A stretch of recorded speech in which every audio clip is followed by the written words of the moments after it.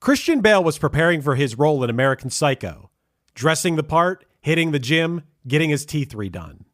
There was just one problem. He didn't actually have the part. Leonardo DiCaprio did. What Went Wrong is a podcast dedicated to the idea that every movie is a miracle. Join Lizzie Bassett and Chris Winterbauer every other week as they unearth the chaos and humanity behind Hollywood's biggest flops and most shocking successes. They aren't here to dunk on your favorite films. They're here to celebrate movies. As the New York Times said, they're movie industry people who truly love films and the people who make them. Listen to What Went Wrong wherever you get your podcasts. This episode of One Hit Thunder is brought to you by DistroKid. Hey there, One Hit Thunder listeners. Are you ready to take your music to the next level? Well, get ready to rock because this episode is brought to you by DistroKid, the ultimate digital music distribution service for artists like you. With DistroKid, you can easily upload your songs or albums to online stores and streaming platforms like Spotify, Apple Music, and YouTube Music, reaching fans all around the globe. But that's just the beginning. DistroKid offers a ton of awesome features like Hyperfollow, which helps you promote your releases and get pre-saves on your songs, all for free. But wait, there's more. The DistroKid app is now available on iOS and Android. With the app, you can manage your releases, track your streaming stats, and even withdraw your earnings, all from the palm of your hand. And for those looking to perfect their sound, check out Mixia. This powerful tool allows you to put the finishing touches on your tracks in minutes, ensuring they sound polished and professional every time. But that's not all. DistroKid has just launched a brand new feature called Instant Share, allowing you to easily share large files securely with collaborators, producers, and more. With Instant Share, you can keep your music streaming at the highest quality while making the best impression possible. So what are you waiting for? Elevate your music career today with DistroKid and unlock a world of possibilities. Possibilities that I know all about because I've been using DistroKid for years. It's seriously great. If you haven't used it before, you're going to love it. And One Hit Thunder listeners get an exclusive offer, 30% off your first year with DistroKid by signing up at distrokid.com/VIP/OneHitThunder. That's distrokid.com/VIP/OneHitThunder. One hit is all you need to make the money guaranteed, and you can live off royalties forever. And it makes me wonder, is it just a wonder, or is it one hit thunder? Chris, we're live. Hey man, we're live, but hold on, I'm posting this link around. I told you I wanted to post this before we actually went live. I mean, I already got my posting done. I don't know what you're taking. Well, I couldn't post ahead of time. I told you I wanted to post this in a few places, and you threw me on. Well, surprise, surprise. You keep sharing I want the link. people to watch. I know, and we got some views. Hey, someone's already commenting that they're so excited for us. Oh, that's you. That's me. But we also got from Eric Carroll a nice devil horns. Love that. Chris, while you share that link around, I'll tell people what we're doing here. We're going through all of people's hot takes and emotional feelings at the results of the Thundred. Yeah. The big 5-episode countdown that we did over the month of November. And I am very excited because, man, were people emotional about the results of the Thundred. I think the route that we're going to take with this is I am going to go email by email. Okay. But we have the chat going. I can see the comments coming in from Facebook and YouTube. You guys, if you have questions or thoughts or feelings, throw them in there. If it pertains to the email we're currently reading, I'll put them on the screen. But otherwise, we'll kind of go through the comments after we're done the emails to see what other opinions may have come in while we discuss this. Right. The very first email that I got for us comes from Canada, from a man named Giles. And he says, gentlemen, first off, great podcast and great idea to do the Thundred. I listened to and discovered a lot of albums that I missed and a few that I dismissed over the years, and I will re-listen to these episodes again at some point. Like you, I thought Enema of the State was way too high. For me, I prefer Dude Ranch over Enema anyway. Sometimes it's just the time and place where an album is discovered. If you're like me, you can put on several albums, close your eyes, and it can take you back to a certain time or place in your life. You can almost even remember the smell of where you were at, but overall, I'm happy to see that many of the albums I loved made it into the top 100. For me, the biggest omission would have been on my top 20 list, and I'm surprised it didn't make it, is the Pixies' Doolittle. This album has it all. Great songs, melodies, moods, not to mention highly influential to many of the bands that did make the list. Maybe I'm just too old, but I feel like that album deserved a spot somewhere in the top 100. I could list many other albums that I wanted to see on the list, but I want to keep it short and to the point. And the most shocking of all the omissions, I must repeat again, the Pixies' Doolittle. Continue the great work. Cheers. And a couple of people actually emailed about that album. We have a couple emails where people say, like, how was the Pixies' Doolittle not on the list? Well, that or Surfer Rosa. One of those two albums, I made a note that the Pixies were a glaring omission. But, hey, one thing I wanted to stress before you read any of this, I love that there are hot takes about things that were snubs and whatever. But keep in mind, Matt and I, minus contributing our own list of 20 albums, we had no control over what made this list. It was all you who submitted lists. And if you didn't submit a list, that's your bad. We put it out there we put the word out there to submit your list. And I hope next time we do something like this. Now, the next time we do something like this, it won't be, at least for another 10 years or something, it won't be albums. It'll be something else. But I hope that you'll contribute a list. But I do agree. I was surprised. That, like, They Might Be Giants and Ween. And, I mean, I love that They Might Be Giants and Ween are on there. But Pixies weren't because, yes, they were influential to a lot of the albums that were pretty high on the list.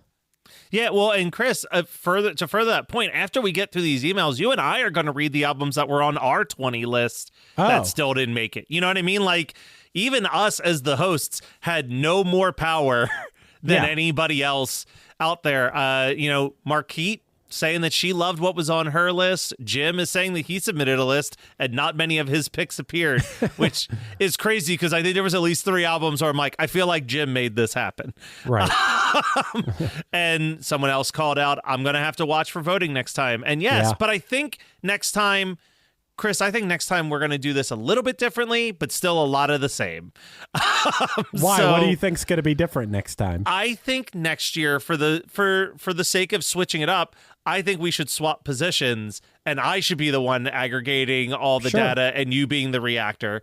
And I think that now that we've established the Thundred as like a yearly thing that we're going to be doing with different topics, we can start collecting stuff as early as August so that we have like a solid 2 months of like data and that people have a little bit wider of a window to get their lists in. Sure. And we can talk about it on the actual show. This was more stuff we were posting on the internet and in our Facebook group and stuff to gather the lists. But I mean, I think the obvious next one that we got to do, Matt, is one-hit wonders. We'll see. A lot of people emailed a lot of suggestions of what they'd like to see as a Thundred list. So maybe we take all those suggestions and in like June, if you're a member of our Facebook group, go find us on Facebook, One Hit Thunder. Maybe we'll put a poll up on the group in like June of like, hey, of these topics, what do you want the next Thundred to be? Sure.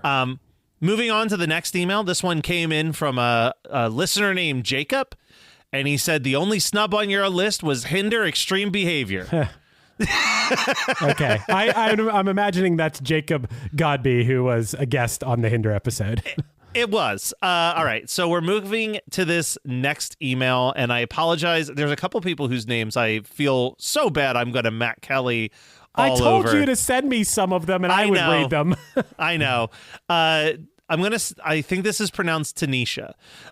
So it says, first, let me say that I'm happy that a lot of my top albums are represented. Tidal, Songs in the Key of Life, Jagged Little Pill, Tapestry, and a few others. Second, I agree that One Hot Minute is the superior Red Hot Chili Peppers album. And third, I think that Songs in the Key of Life was far too low on the list. Yeah. Now to the snubbed record. I love Thriller, but I love Off the Wall. Yeah. And I think it's the best Michael Jackson album. Off the Wall was his attempt to be his own artist, while Thriller was his attempt to make a groundbreaking album. And that's exactly what they both sound like.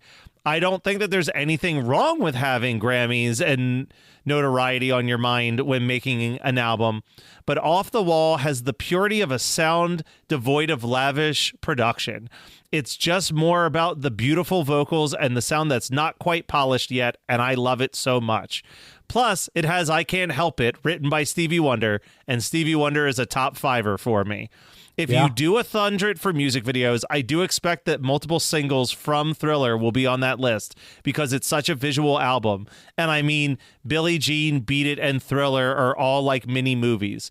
To sum it up, though, this is not shade because I'm such a fan of Michael. It's just that Off the Wall is like your favorite TV show that no one was watching before it became successful and acclaimed, and Thriller is like that same show's second season when everybody starts to love it. You still love it too, and it's still good, but it's not quite the same. Well, hold on a second. Michael Jackson was already enormous by the time Off the Wall came out.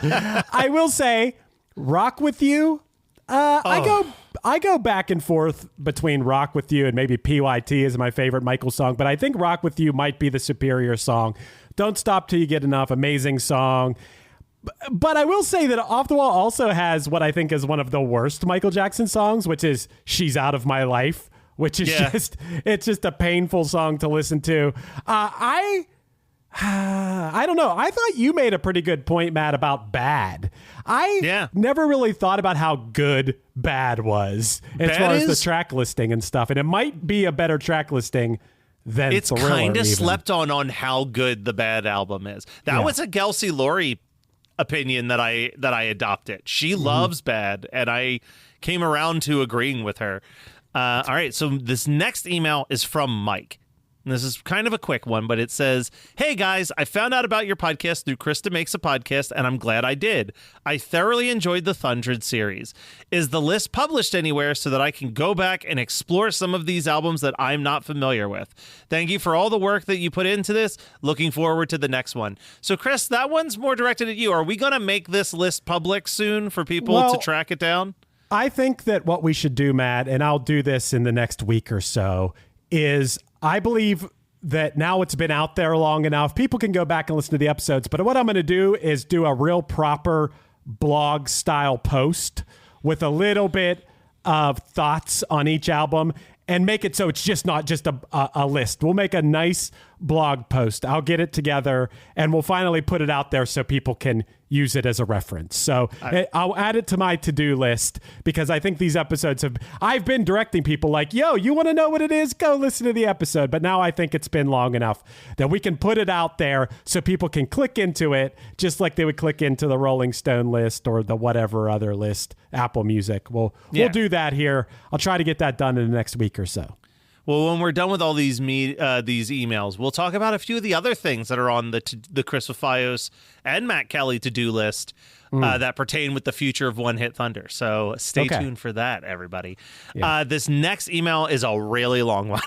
Oh, boy. And it's from a listener named Bill.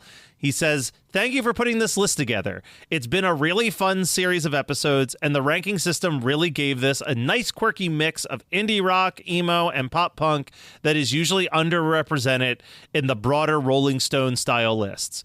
What follows shouldn't be read as complaining or criticism, but just some records that I think could also fit into a list like this." Okay, so can I chime in as you go here? I feel like you said this is going to be a long one. because this is really, really long. So feel free to chime in. And I will say that in the original email that Bill sent, he listed a bunch of albums from all of these bands that I'm about to name.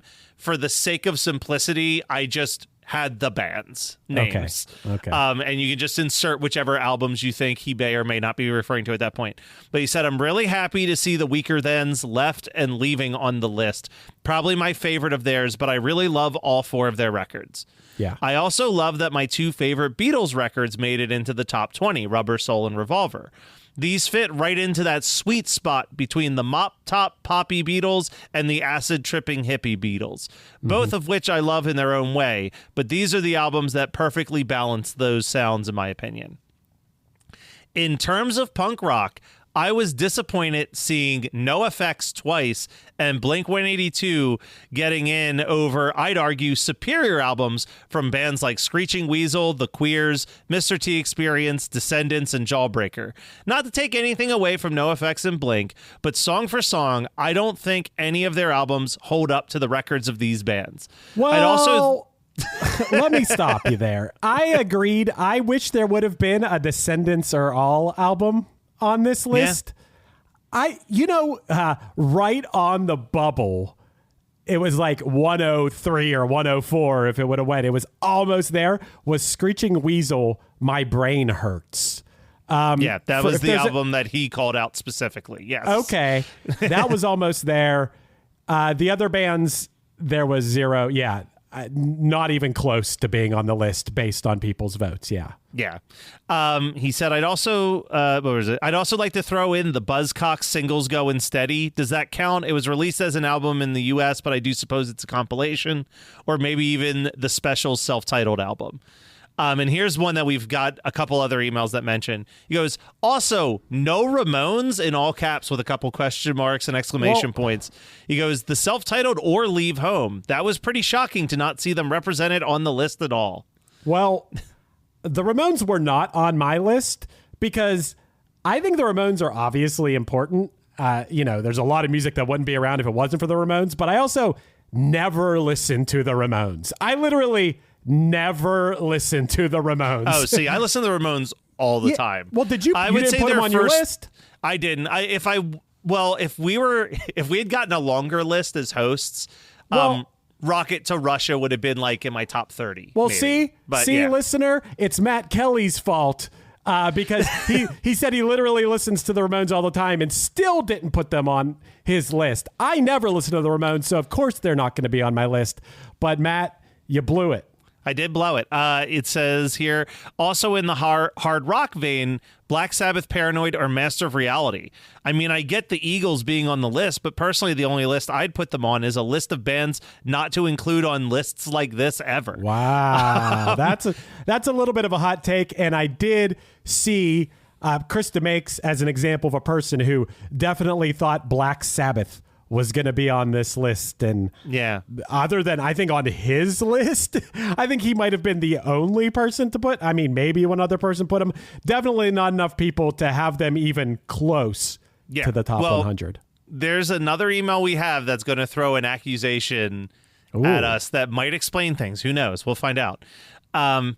The one that absolutely needed to be on a list like this, and is probably one of my top 5 albums of all time, is Devo's Are We Not Men? Just absolutely groundbreaking. Nothing has ever been made quite like it.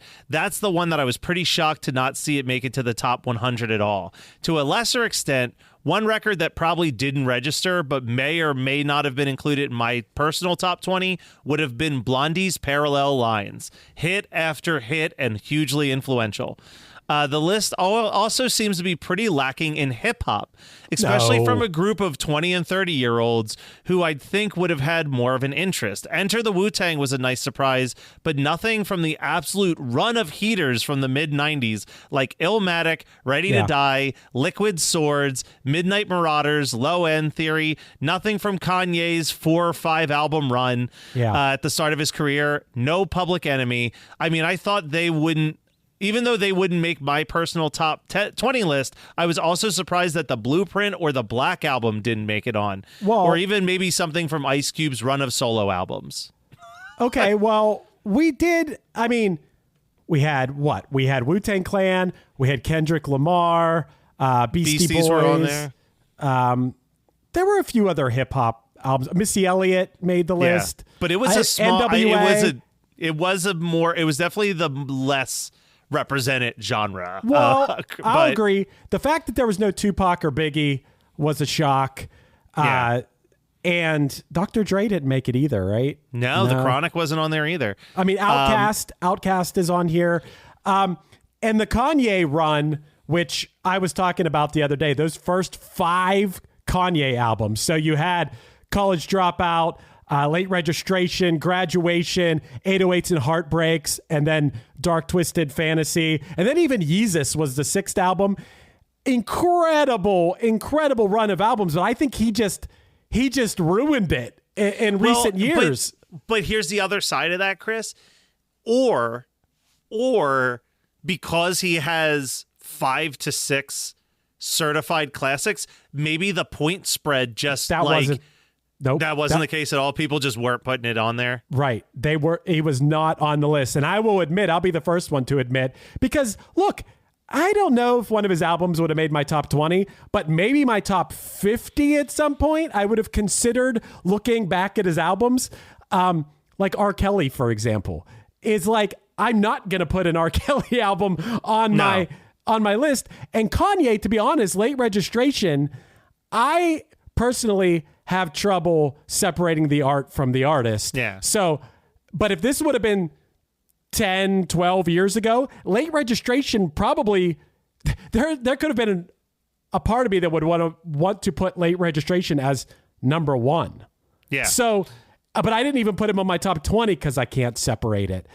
So I don't know. And also, I will say, you might have an opinion on him one way or another, but another person who had an amazing run of albums was Drake, and there was no Drake representation. So I'm going to go to some of the comments in the chat right now, because people are popping off about this conversation a little bit. Yeah. And said, Ryan here says, as I listen to you read these emails, I'm getting slightly annoyed with some of my records that I didn't add to this list.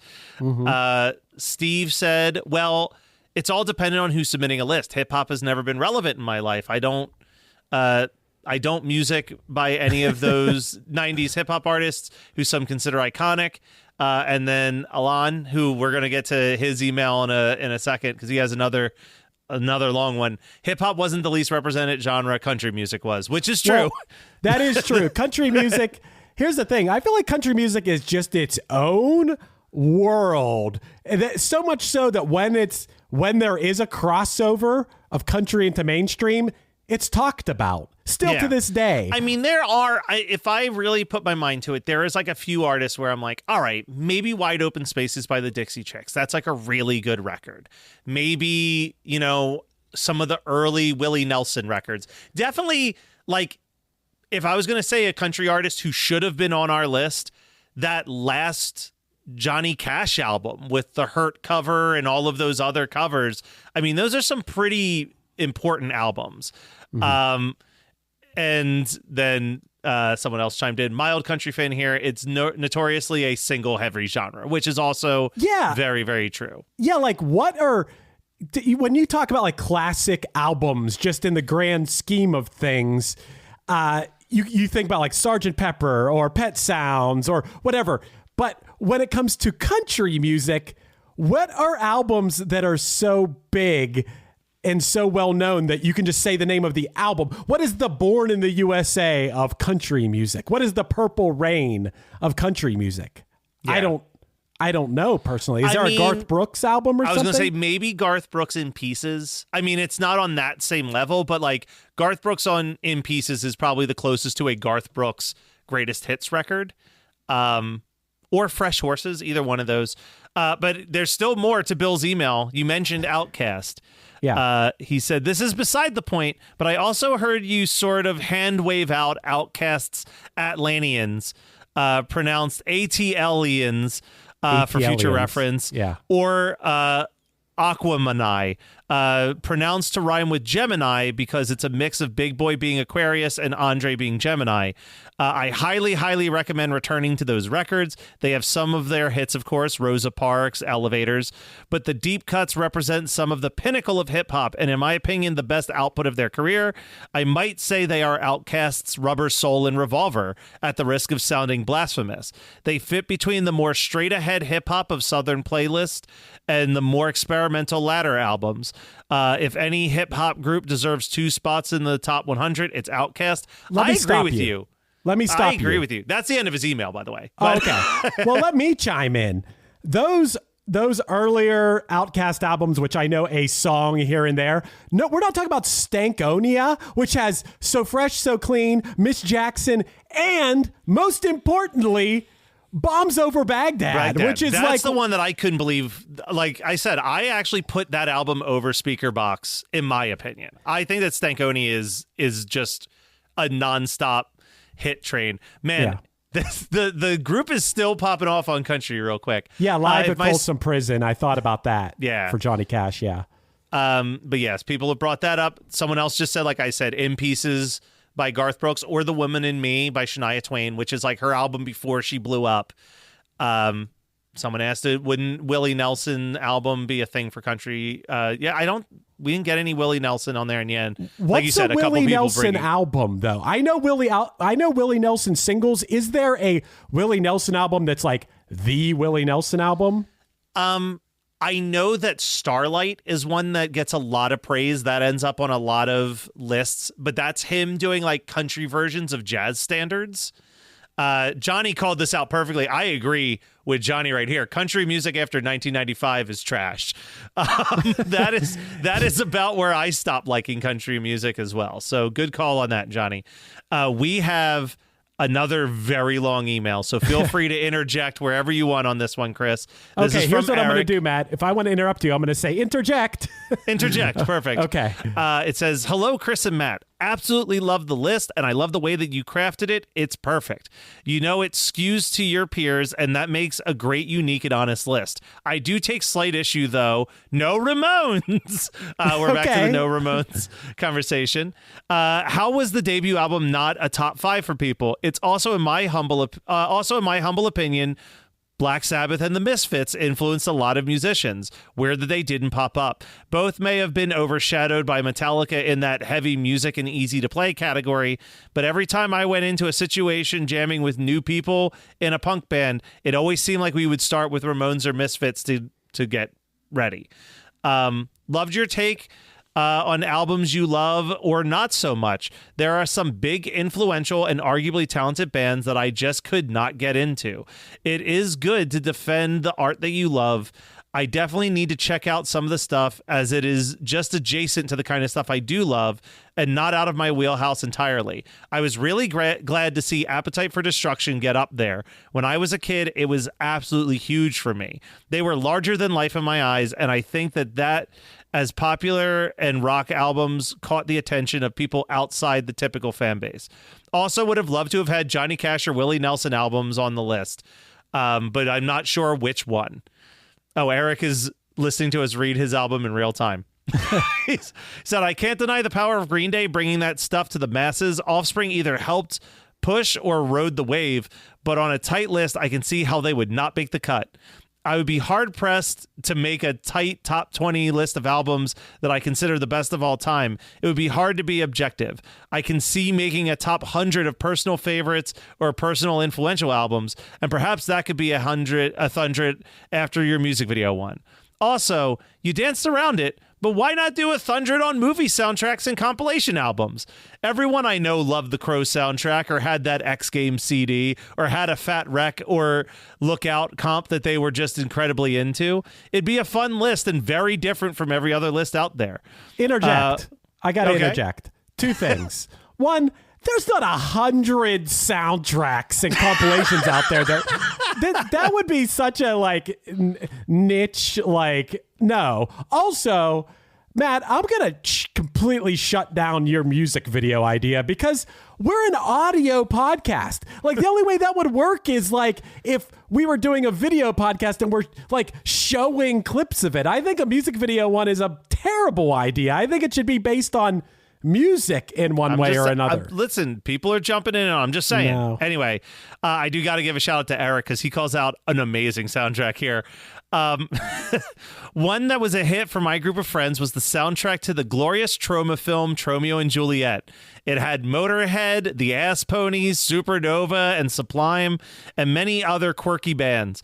Who knew that James Gunn would blow up the way he did? And he came strong, making music a huge part of film again. Kudos to you for putting together this monumental task. I really enjoyed it. I look forward to the wrap-up /recap, and I will definitely be re-listening. I'm one of the 4 or 5 people on the planet who uses Amazon Music instead of Spotify or Apple. You are correct that these types of lists usually spark discussion by the way they are, and knowing how this was crafted, it was really hard to hate on it. Keep up the great work. Nice. Hey, I think all these emails have been pretty nice and positive so far. I hope we get one that just like rails us though. Oh, well then, Chris, get ready for this next one. Yes. from Alan. Okay. It says, "Hi there. First, thank you for the podcast in general and for the top 100 album episode in particular. It was a refreshing and interesting thing, unlike such other lists. I do admit that around the end of the 80s, I was already 20 years old, and my interest in new popular music was starting to fade, as I got more interested in contemporary classical music. Kurt Cobain's death marked the end of my interest in popular new music. So It's no wonder, it's no wonder that most of the names on your list were obscure to me, and I'm definitely going to catch up on several of these albums. I already think that Ben Folds 5 is a treasure, and the Streets are interesting, so a big thank yous are already in place. Nice. But I think if I was to retitle your list, I would call it The Young Americans, as it's also the name of a David Bowie song and album. Young, because everyone who is more than 10 years younger than me, I'm 56, is considered young, and this list is so American and reflects the taste of kids who grew up in the 80s, 90s, and early 2000s. Yeah. I mean, Huey Lewis and the News with a bunch of question marks. Whoa, interject here. Huey Lewis and the News, like... Look, I wouldn't have guessed that they were going to make it, but I think it's pretty cool they made it. I mean, first of all, it's mid-'80s album, but the people still like today. I think that spans so many generations. I mean, I feel like there's boomers that like Huey Lewis. There's Gen X people that like Huey Lewis. There's, even kids. I don't know if there's that many kids today that like Huey Lewis, but I hope there is. Yeah. Continue. All right. So he says, now for a few observations and comments. Number 1, I think it's funny that the Beatles still dominated this list. I wonder if people who voted for the Beatles also were voting for the Eagles, the Rolling Stones, Fleetwood Mac, or were a lot of the punk generations also voting for the Beatles. I think you have enough raw data to perform a correlation test. Interject. Go for it. Yes. A lot of people had lists that... I will say that I got several lists that were like exactly what you would expect. Like where someone Googled like, what are the greatest albums ever? And there's 50 albums and they put 20 of them. They put the Fleetwood Mac, the Beatles, all what you'd expect, And then you had lists that had literally none of the albums that would be considered, where I was scratching my head being like, what are these albums? I had one list, and it's wild that they did not make the list at all because this was the only person that put them. But at number 1, put Thin Lizzy. Yeah. Is that you out there, Jim? No, it was not Jim. It wasn't Jim, but someone put a Thin Lizzy album at number 1, but Thin Lizzy didn't make the album at all. That just goes to show you that an album really had to be on a bunch of lists to make the list. By a lot of people. All right, so it says, though I do understand the reasons behind the no compilations and no live albums rule, I think there could be arguments against it. First of all, live albums are, at best, cohesive and as gratifying as a studio album. My favorite Lou Reed album is Take No Prisoners, which is a more homogeneous and even... than most of his albums, and all the songs take a completely new shape when performed live from their studio origins. By the way, I voted for having Talking Heads album Stop Making Sense on there. I hope it wasn't disqualified because while it is indeed a live album, it's also a movie soundtrack by the same artist. I felt like I found a loophole. Interject. Talking Heads were the first. I made a big list of bands and artists, and I'm like, wow, I'm surprised they weren't on there. Talking Heads were the first one I put. Talking Heads did not make our list. Although, is Stop Making Sense, which is a live album, is that their most... What is like the Talking Heads album? It would be either Fear of Music, Remain in the Light, or songs about I think it's songs about buildings and food. I think that's what the full album is. But it's definitely their early stuff for the most part. Like their 70s output, and then obviously the Remain in the Light has the Once in a Lifetime, which was like their really big 80s mainstream moment. Sure. Says number 3, compilations are a completely different issue for several reasons, but I think that there's some great artists that never released a really great album. These examples pop into my mind like The Jam, ABBA, and Madness. A great compilation album represents and does justice to them more than any single album could. You know, something even like a compilation of Bowie from the 70s is going to be better than each of his individual albums at that period. I'm a great Bowie fan, and I think most of his albums are masterpieces. He said, I think next year the Thundred should be more about the artists, not songs or albums. I think that would give a chance to oddly missing artists like U2 on your list. By the way, I'm totally against doing a hot top 100 music videos for 2 reasons. 1, nothing is more boring than someone talking about visuals for 10 hours. Yes. But I agree with that. I totally disagree with this next take. Number 2, there are just too many music videos, so voting would be too spread out and would have no meaning. Each video would only get a few votes to make the list meaningful. I disagree fully. I would say that there are more albums in existence than music videos in existence. Well, yeah, true. And also, I do agree with the first point that we are mostly an audio podcast, so talking about something where the visuals are so important is, I don't know. I would want that to be like a video. Like if we narrowed it down to 20 and did a well put together edited video and included clips as we were talking about them, that would be different. I would be down for that. But because you do need to see what we're talking about with certain videos. All right, number 5. I'm not one to go on for conspiracy theories, but you consistently mentioned the 100+ people that you personally contacted for votes. But what about the little people, like the listeners? Did we submit so few emails that they weren't part of the count? What I don't think he understands what he means.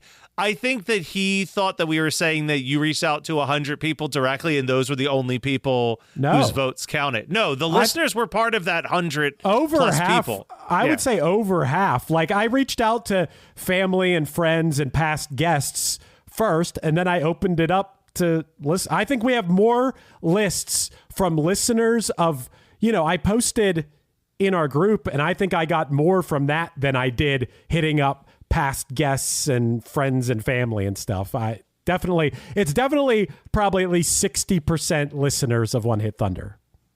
Yeah. All right, we've got 3 more points that he has here. Point number 6. Now for my grievances. No Velvet Underground, no Kraftwerk, no Roxy Music, no Iggy Pop and the Stooges. Kraftwerk? Yep. No, Kraftwerk is making... I mean, Kraftwerk is important because of the fact that Kraftwerk was sampled in early hip hop. But have you ever tried to sit down and listen to Kraftwerk?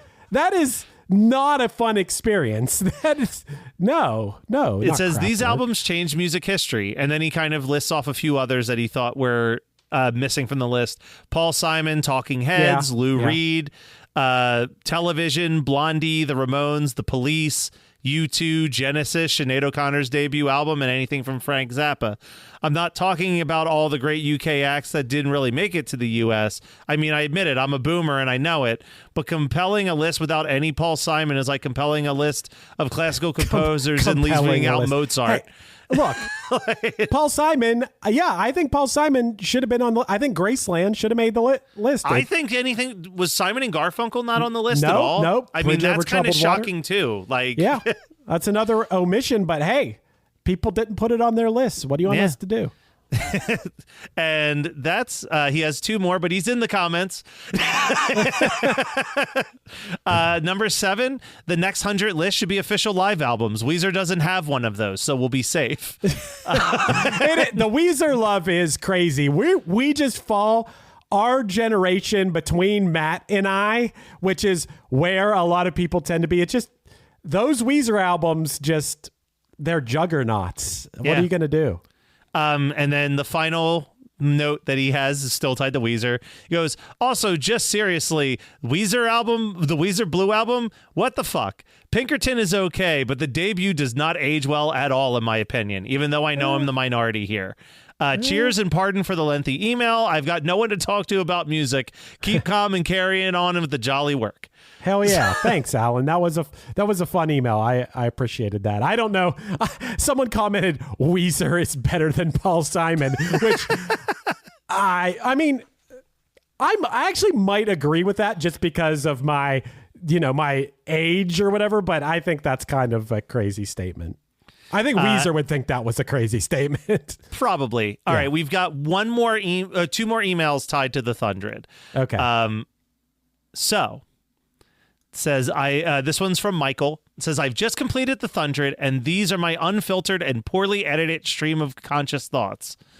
Initially, my first thoughts are just gratitude and thanks. Redundant, I know, but I've always seen myself as a music nerd for having zero musical talent. Due to mental health and other various issues, which no one wants to hear or read about, I have always felt like an outsider when it comes to stuff like this. My internal autism allows some singers' voices to be more enjoyable while others are draining, and I felt like I never had a voice in any sort of musical conversation. But this podcast and the two of you being such great hosts allows me to feel like part of a community, and that my imposter syndrome argues that I am. I do have a voice and I do have opinions, and they're valid. 6 of my 20 albums were in the top 100, nice. And that made me feel pretty good. Nice. I will defend some of the albums that were not on the list, and I will defend them to the audience of which I'm now confident and will appreciate.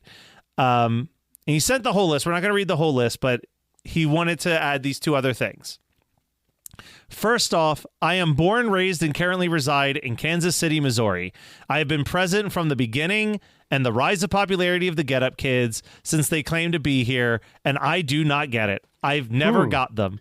I've never connected with anything they put out. I may have heard some stories about how they could be jerks in the local scene, but obviously music is subjective. I've never understood any of their pull or charm or what have you. I know it's always cool to support the bands from your home city, and I'm sure that they're actually very fine people. And then he just wrote, I'm excited to read this next sentence. So he goes, Wes from Puddle of Mud, however, graduated from the same school district where I now work, and he is not what I would consider to be fine people. Well, let me interject. The Get Up Kids hit, especially in that late 90s, early 2000s, few albums in a row, 4 Minute Mile, Something to Write Home About. They put out a few amazing EPs in that era, and they hit this thing both lyrically and melodically and pulling from like a modern sound, but then also bringing in the Moogs. So you have that little bit of like 80s nostalgia or something. They just pulled in all these influences and everything that hit me personally right in the heart. It was just a perfect bullseye of everything I loved, and not just me. It was like my age, the Get Up Kids were like so influential and so important. But you know what? I'm going to throw something else out there, because he does call out a couple people I'm not going to read all of them. He calls out some other people that are from the Kansas City area that he loves.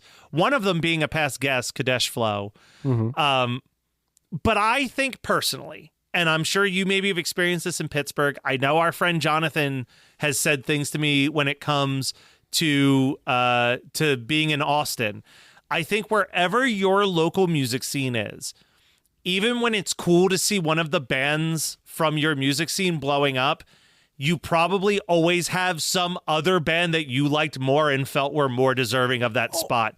Where like for the people on the the other thousands of cities who aren't like in that music scene, it's just the coolest thing that they've ever heard from this band that happens to be from Kansas City. Yeah, and you're going to have either some interaction with this band, or someone had an interaction, or someone dated a member of the band and they were a jerk, and I don't know, just some story, whether it's true or not, about that artist that's going to have you have this certain attitude about that. I know that from experience. Yeah. I'll never forget like Jonathan venting to me about Phoenix TX, who is like a band that I like, but he's like, at the time that Phoenix TX blew up in Austin, he was really into like what Bowling for Soup was doing, what Dynamite Boy was doing, like what all of these other Texas punk bands were doing that he thought were more deserving of getting like signed and going on a big tour. I think that that's the case with no matter what music scene you're from, there is always a band that you think is more deserving of the popularity than the band that got popular is. Sure. Anyway, the last part he has in here, and I actually fully agree with this. I'm curious what you think about this. But he says, I will also advocate for Toxicity as an absolute erroneous snub on the list. I am not a banner carrier for nu metal, but it can be argued as the flashiest of the flash in the pan genres. But they absolutely set themselves apart from everything happening in nu metal, and they were unfairly and unjustly compared to at the time. Toxicity blew me away the first time I heard it all the way through. The album has 0 skips in my opinion, and a great message, and is heavy and different in a way that could have made it perfect for the Thundred. And I agree. I think that like, in that grand scheme of like 2000s metal, that is a dramatically different sound than what all of those other bands were putting out. Should have put it on your list. What can I say? That's the only thing I could say about this. And Matt, I want to bring up R. Lee wrote in the chat that Ultimate Fake Book is the superior Kansas band. And I don't know if they're superior, but they are awesome. And I will tell you that my band Punchline played a show that was the Get Up Kids at the Drive-In, Ultimate Fake Book, and us. We played that in Pittsburgh when our band was first starting, and I love Ultimate Fake Book. I think they are an awesome band. I've got one last email here, and I have to give you a full transparency. This email came in late last night from Joey Ritter. Oh. And I had to message him to make sure that it was mostly written in jest because I felt so bad when I read this. Oh, no. And he confirmed that it was mostly written in jest. Mostly. He said, "Greetings, gents. I was going to hold off on this, but since Chris posted another invitation to send an email, here it goes. I bet so many people thought you guys were just so cool for crapping on Enema of the States for appearing on a top tier album ranking. As a gentleman assigned that album a large amount of points, let me say this. I can't help that it came out during the greatest summer of my life, living at the beach away from my parents at the age of 17. And I can't help that my girlfriend broke up with me at the end of that school year, and Dump Weed captured every single emotion I was feeling. And I can't help that the production on that album is perfect. And I can't help that there's 0 skipped songs on it. And I can't help that the songs were relatively easy for a kid like me learning guitar to play. And I can't help how inspirational they were in me writing my own songs. And I can't help that their music videos from that album were great. And I can't help that their concerts at the time were super fun. And I can't help that they were my favorite band at that time. But sure, go ahead and belittle the people who ranked that album so high because you're all just so much cooler than us." Well, look, I will say that was the best email. And thank you for sending that, Joey, because as he's saying that, I can say that I experienced all those same things. And, you know, I probably, you know, maybe I did talk a little too much smack on that album being that high because there is like a childishness to it. But at the same time, I can remember being at Blink shows and just having this overwhelming feeling that I maybe never had at any other concert of like relating to the songs and feeling like I was surrounded by people who were experiencing the same sort of things as me as a teenager. And yeah, I mean, he has a great point, and I would like to rescind some of my bad thoughts on that, probably. I still stick with what I said, which is like, I have no problem with it being on the list. Mm-hmm. I just think top 10 is too high. Okay. Like in the grand scheme of all of the music that has ever been released over like hundreds of years, that being number 10 just felt insane to me. Make your next move with American Express Business Platinum. You'll get 5 times membership rewards points on flights and prepaid hotels booked on AmexTravel.com. Plus, enjoy access to the American Express Global Lounge Collection. And with the welcome offer of 150,000 points, your business can soar to all new heights. Terms apply. Learn more at americanexpress.com/business-platinum. Amex Business Platinum. Built for business by American Express. Behind the delivery trucks that keep your life stocked, thousands of employees at BP go to work every day. People bringing a new offshore production platform online. People making our refineries capable of more, like making renewable diesel from agricultural waste. People trading and shipping fuels to our customers. And people helping truckers fill up and get maintenance at our convenient locations. They're part of the more than 300,000 jobs BP supports across the country. Learn more at bp.com/investing in America. Oh, it's such a clutch off-season pickup, Dave. I was worried we'd bring back the same team. I meant those blackout motorized shades. Blinds.com made it crazy affordable to replace our old blinds. Hard to install? No, it's easy. I installed these and then got some for my mom. She talked to a design consultant for free and scheduled a professional measure and install. Hall of Fame son. They're the #1 online retailer of custom window coverings in the world. Blinds.com is the GOAT. Shop Blinds.com right now and get up to 40% off select styles, plus a free professional measure. Rules and restrictions may apply.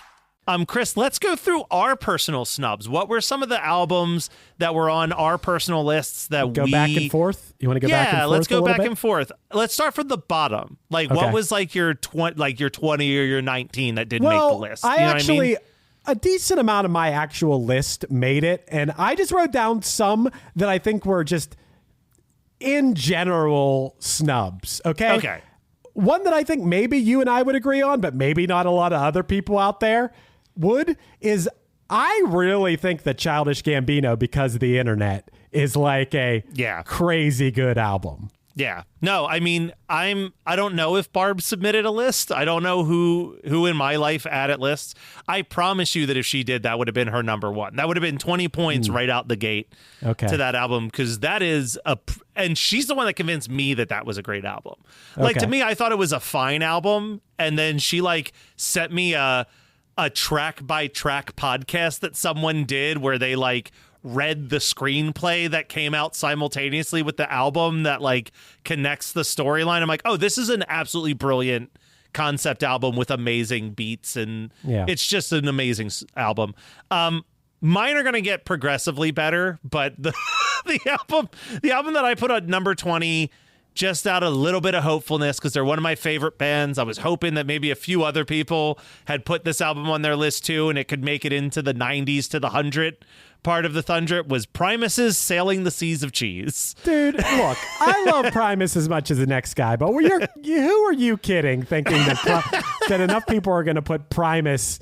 And plus, Primus has a bunch of albums, and it's kind of like it's all spread out, you know? Yeah, it would have been tough. It would have been tough. All right, so what's another one on your list? I was shocked at the fact that, and look, maybe I'm a little bit biased, but No Less Than Jake, No Losing Streak, or Hello Rockview. I would have thought Hello Rockview. That's not my favorite Less Than Jake album. It might be my third favorite, but they were like, They were on some lists. They might have been in the 110 range, but I would have thought for sure, just based off of our, I don't know. I would have thought general demographics. I would have thought enough Krista Makes a Podcast fans would have crossed over and stuff, or maybe it was one of those situations where people thought other people were putting it on their list. But I would have thought Less Than Jake. At number 18, I had Nick Cave and the Bad Seeds Murder Ballads. I knew that this was a deep cut, but I think that this album is amazing, and I think it's the best Nick Cave record. And I was just, again, I was hoping that maybe someone else would put it where it would have been in that low 90s to 100 range, just to hopefully expose it to more people. A lot of these were hopefully exposing it to other people. Stuff. Another one on mine, Matt, that I was hoping it would make it. Huey Lewis the News made it, and Counting Crows and whatever. Gin Blossom's New Miserable Experience. That one I was equally shocked by, just because, again, I know who you were reaching out to, and that is, I mean, yes, Hey Jealousy is a song that everybody loves. Found Out About You is on there. Allison Road is on there. I'm a big fan of the Cajun song, which wasn't a single, but it's just a fun, catchy song. I thought you were going to say Mrs. Rita. Mrs. Rita is good too. Yeah. I at 17 and at 3, I had two Beatles records, neither which made the list. Sgt. Pepper, I put it in my number 3. Dude. I can't believe that didn't make the list at all because I think that album's perfect. I cannot believe we made a list and Sgt. Pepper. I think there were people that thought when we were in the top 5, like, oh, it's going to be Sgt. Pepper at number 1. Didn't even make the list. Rubber Soul and Revolver and Abbey Road all on the list. The other one that I had, which I know is a hotter take, I know that I like this album a lot more than most other people, was Let It Be. Let It Be has arguably 2 of my favorite Beatles songs on it, Across the Universe and Long and Winding Road. So I was like, come on, this album's great. And, like, after watching the 4-part Get Back, it really made me love the songs on Let It Be and Abbey Road like that much more. So... I was bummed that neither of them made it, but I mean the Beatles had plenty of representation, so I can't complain. Sure. In the world of like heavier music and what I think is a very technically proficient band and one of my favorite singers, Glassjaw, Worship and Tribute. Someone else mentioned that in one of the emails, right? They said, like, how was Glassjaw not represented? I love that album. And as far as heavy music goes, that album makes me want to run through a wall. So that's not on there. No Madonna? No True Madonna. Blue? But, I mean, True Blue would be the album. I feel like Madonna is another one of those people where, like, singles for days, but I think overall albums sometimes had just enough forgettable B-sides to not be like flawless. Right. This was one I truly thought maybe with like some of our friends could have made it on the list because I think it's a masterpiece of like the 70s indie rock scene. Harry Nilsson's Schmielsen. I know. Like that album is just perfect to me between like Gotta Get Up and Jump Into the Fire and put the lime in the coconut. Without You is on there. Yeah. Let the Good Times Roll. Like, there's so many good songs on there. And if anyone out there happens to know our bud Trev, who's in Punchline and has been a guest on here many times, Harry Nilsson looks like Trev on the copy. He does. He does. He looks like Trev on the cover of that album. Oh my God. Chris, have you guys decided what the album cover is going to be for your next album? Because I think it should just be Trev recreating the Nelson Schmelson. It'd be so funny. It looks so much like Trev. It's funny. Matt, I made a big list of not things that were on my list, but things that in general, like this artist is not on here and it's shocking. Okay. Well, you too, Joshua Tree not being on here is crazy. That's insane. Yeah.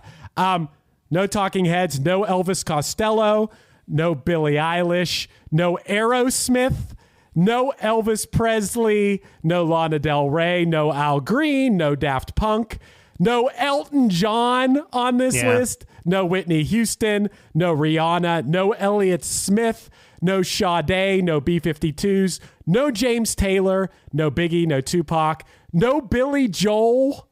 Yeah, that's crazy. No The Stranger Crosby, should Stills, and Nash. 1,000% be on this list. Yeah. God. No The Police, no George Michael, no Kanye, no Drake. The Doors aren't on this list. Miles Davis isn't on this list. Sex Pistols not on this list. Aretha Franklin not on this list. James Brown, Steely Dan, Van Morrison, Liz Phair, Jimi Hendrix, Chuck Berry, Bob Marley, Velvet Underground, Public Enemy, Joni Mitchell, Marvin Gaye. Marvin Gaye, who was number 1. What's Going On was number 1 on Rolling Stone's list, not even on our list. And that is just insane. Yeah. No Janet Jackson. I'm going to really quick rock through the other albums on my list that didn't make it, and then we can go to some of these comments that are flowing in. Okay. Kind of just because of our scene, I was shocked that this didn't make it even into the 90s or 100s. I had Thursday's Full Collapse. Like, I think that album is flawless. I think that album kind of changed music for a lot of people. Can't believe that wasn't on there. Chris, I said it multiple times on the final episode. I really truly was hoping that Meatloaf Bat Out of Hell would be really high on this list because that is, to me, 7 perfect songs. Like, there is not a skippable track, masterpiece record. Thought that there was going to be more indie music fans that would have put like Neutral Milk Hotel and An Aeroplane Over the Sea somewhere on this list. It's probably one of the greatest lo-fi indie rock albums of all time. This one was just because it's my personal favorite album of all time, but the format, Dog Problems, I think I may have been the only one that had that album on their list. Similarly with the Avett Brothers, I and Love and You. I mean, I really thought that Norah Jones' Come Away With Me deserved to be on this list. It's one of the most Grammy-winning albums of all time. I think it's great. And then I did post in the Facebook group my big recommendation that everybody check out Run the Jewels 4. That was my number 4 on the list. I mean, that album... I think that as time goes by, if people start to rediscover that album, that might get looked at as one of the most important albums of like the decade of the 2020s. Because like, I'm not sure if you know the history of that particular release, but it came out 5 days after George Floyd died and had a song with a verse about George Floyd's death in it that they like quickly got in the studio and recorded. Like it felt like the sounds it felt like protest music for 2020, and like it coming out at that time was like insane. So let's go with, we got a couple comments that rolled in while we were doing this. Steve over here said, was I truly the only person who had Jack's Mannequins, Everything in Transit on my list? It was my number 2. So that probably means no one else listed it, but it's a perfect album. Now based off that, Jim mentioned that he had Leaving Through the Window by Something Corporate. I am of the opinion, and I've said this before, I like the band Something Corporate more than Jack's Mannequin, but I think that Jack's Mannequin album is a better album than any individual Something Corporate record. I'm curious your thoughts on that, or if you were never really into Andrew McMahon at all, really. I think he seems like a cool guy and a great songwriter. I can't get past the voice. Yep. That does it for people sometimes. And also... another real hot take. I think that Constantine song is just really bad song. And I think that's just like the most melodramatic, like just way too long. Like when that song was really popular, like in the scene, I'm just like, no. But I did like Woke Up in a Car, I think is a great song. And you know, there's plenty of like really I Want to good Save songs. You, the opening track on Leaving Through a Window, I think is really, really good. Good band, just not one of my favorites. Chris said, I love Primus, but there is no top 20 album even among their 3 best records, Frizzle Fry, Seas of Cheese, and Punch Bowl. All right, fair. Steve also commented in here and said that he also had the Jim Blossoms on there and thinks that that's criminal. Yeah. That they did make the list. I did like this comment from Chris, who said, I love Less Than Jake, but my favorite is Borders and Boundaries. And I was like, why bother? No one is going for this. Well, I'll tell you what, Matt, 2 things. I want to name, there was a couple albums that like I knew no one else was going to put on their list, but that were on my, like Bjork. I'm glad Bjork made the list. Post is probably the right album, but Vespertine. You love Vespertine. That is one of my favorite albums of all time. I knew no one else was going to put Gang of Youth's Angel in Real Time, but that's one of my favorite albums. I knew no one else was going to put King Princess, Cheap Queen, also one of my favorite albums ever. I feel like the way wrong Paramore album made it. I feel like the self-titled, which... for anyone who doesn't go too deep into Paramore, that has Ain't It Fun and Still Into You on it. But that album front to back is incredible. And I really also the Halsey Hopeless Fountain Kingdom album I think is amazing, and Cursive's Happy Hollow. And one more thing, Matt, I want to do, which I didn't even think about doing this, but I have my laptop right here.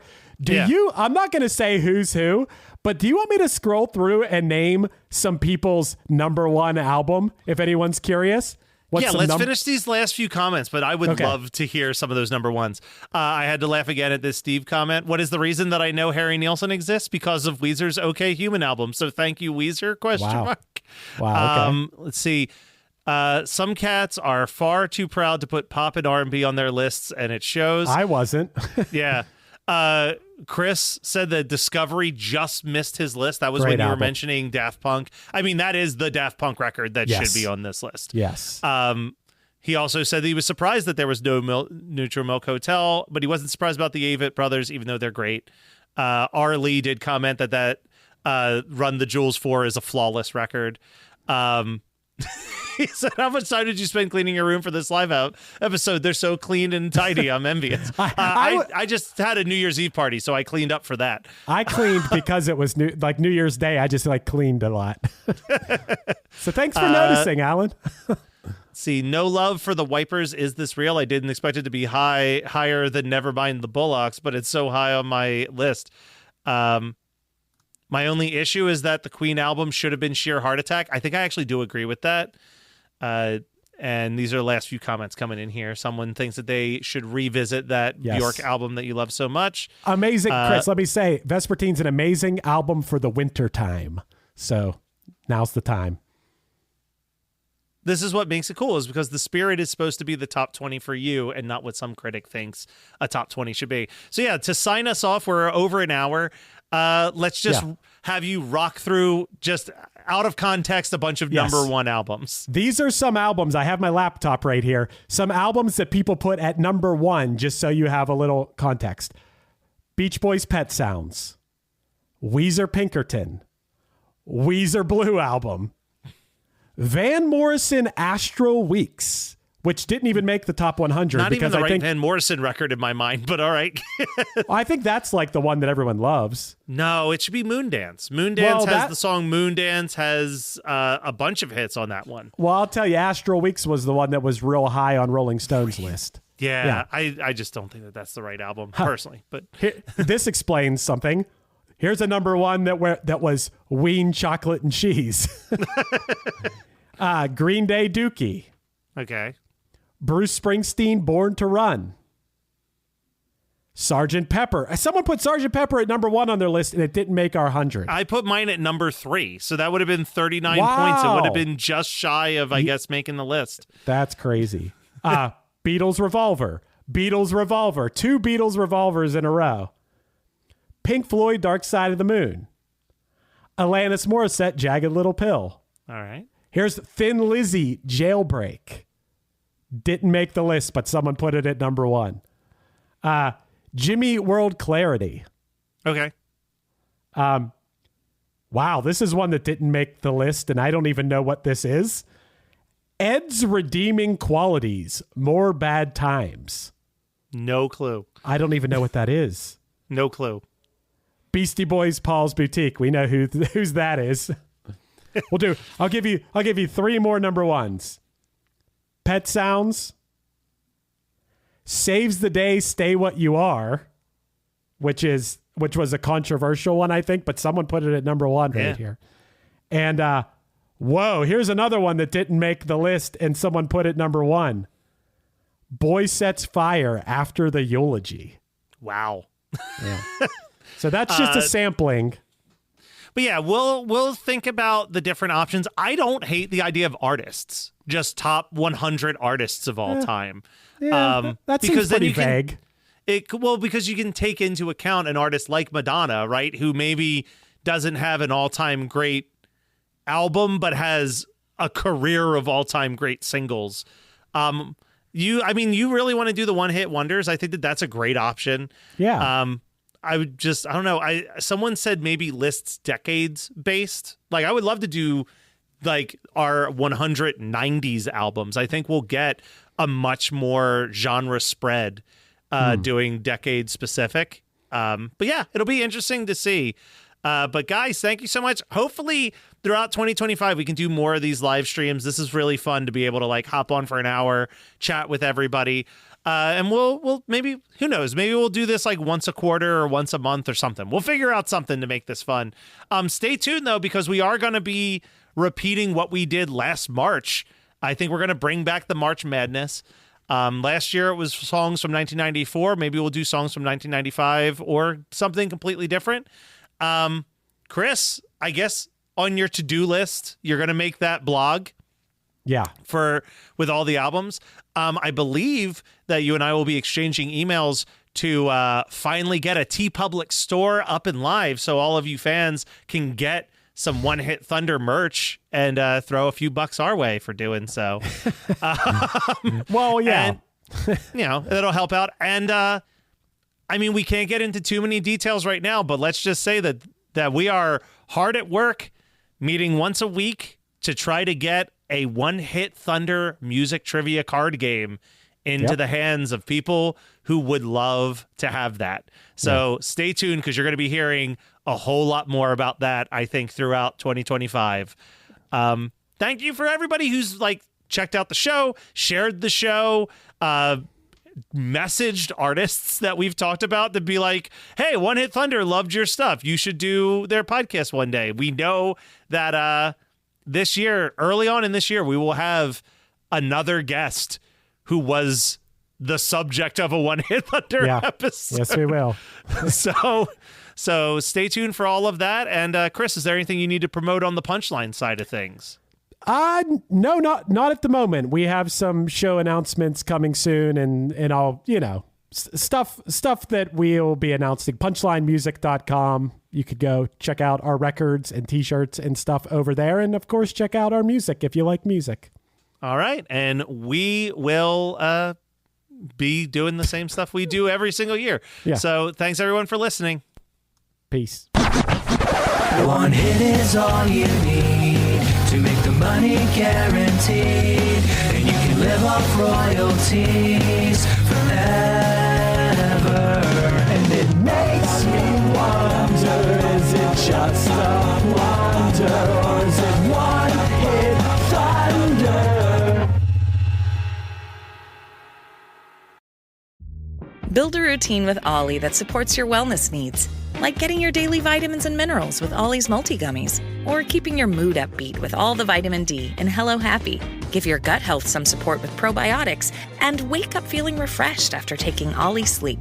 Do wellness on your terms. Find Ollie at a Walmart or Target near you, or at ollie.com. These statements have not been evaluated by the Food and Drug Administration. This product is not intended to diagnose, treat, cure, or prevent any disease. Hey, what's up? This is Blake Weiland. I'm the host of the Tone Mob Podcast. It's a show where I interview guitar people about guitar stuff. We talk about their pedals, their amps, their accessories, their preferences, all that stuff, as well as a healthy dose of whatever comes up. Topics have ranged from aliens to addiction and anywhere in between. Oh yeah, and pizza. We're definitely going to be talking about pizza. So get the show wherever you're listening to this podcast at. Just search The Tone Mob in your search bar and it will pop right up. Come join us. We're having a lot of fun. Thanks for checking it out.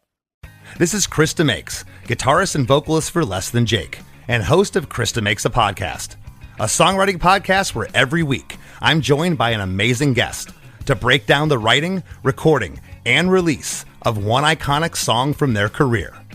In our giant evergreen back catalog of episodes, we've had rock legends such as Dee Snider and Huey Lewis, punk rock favorites like Mark Hoppus, Fat Mike, and Brett Gurewitz, and up-and-coming artists of today, such as Liz Stokes of the Beths and Genesis Owusu.